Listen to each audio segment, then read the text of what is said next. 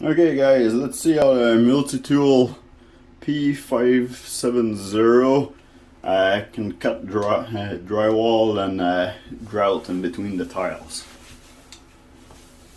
So I have to reno of this bathroom here. All right.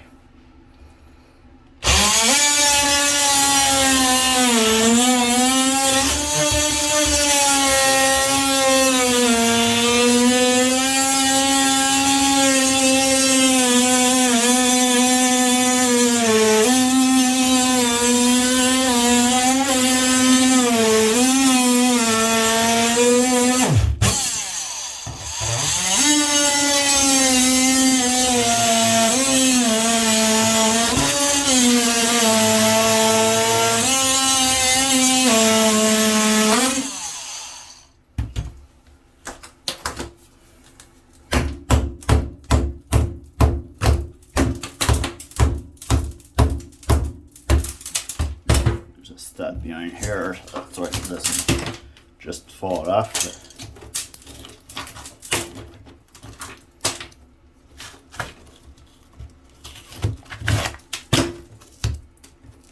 Anyway, you can see the point.